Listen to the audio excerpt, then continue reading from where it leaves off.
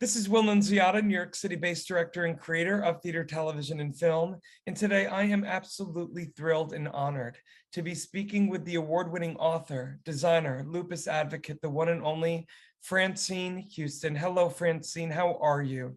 Oh, I'm doing good. Francine, I told you off camera, your story is incredibly moving and inspirational. For those that don't know your story, if you don't mind going into it a little bit, when and why you became a lupus advocate? Um, I became a lupus advocate. I think I met Sharon Harris. I think I was in my mid 30s. I became a lupus advocate to basically speak out about lupus, and sometimes things that pertain to lupus wasn't getting we were, I wouldn't say we were put to a side, but people wasn't aware of what lupus was. So when we had complications and stuff that happened to us, people look like, oh, that's not a big deal. You don't look sick.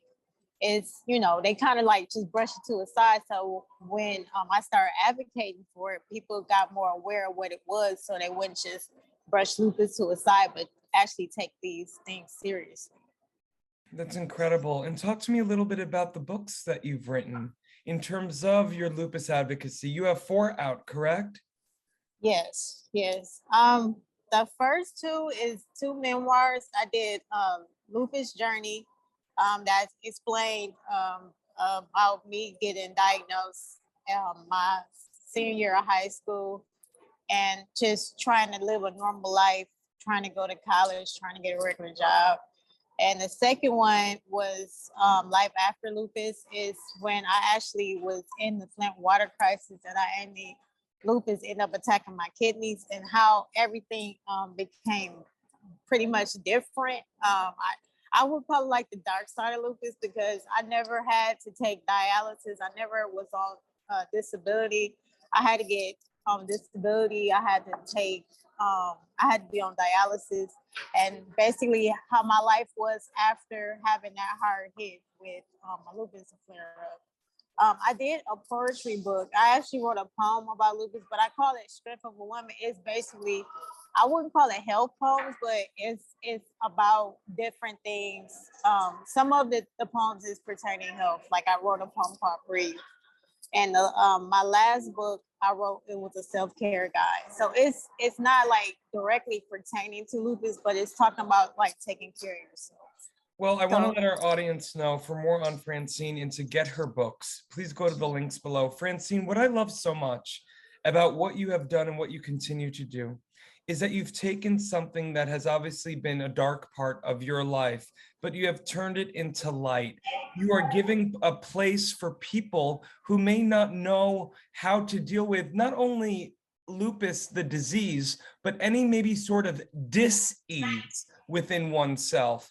And you are there to give inspiration and hope. And I just think it's so beautiful that not only, by the way, Francine, through your writing, I want to go into as well the amazing graphic design, book cover design that you service you provide. And again, the links will be below. But I want you to then also talk to me a little bit about FH Designs, another business that you have.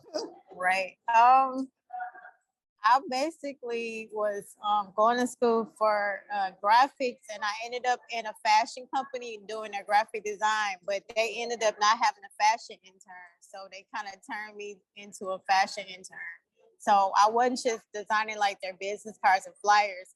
I had to help them design their flats for their business, for their company, and like help them figure out which type of denim that they should use for their collections.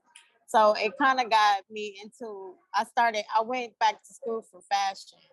So it kind of like, I don't know, I ended up learning more about fashion at that company, but at the same time, I wanted to learn the basics as well. So that's how I became a fashion designer. Oh, Francine, well, look, I could speak with you forever. You are so inspirational. I love the fact, again, that you have taken some really tough times in your life, but you made the choice, Francine. I'm getting like emotional thinking about it, but you made the choice to provide this safe space for other people who may be dealing with anything somewhat weighing on them, negative, or any sort of, again, disease or dis-ease, providing hope and healing through your books, through your design, through your fashion, through your graphic design, and just through your beautiful heart. And I am just so grateful that we are now connected, and I'm so excited that you're joining this amazing new social media app, FENIX360.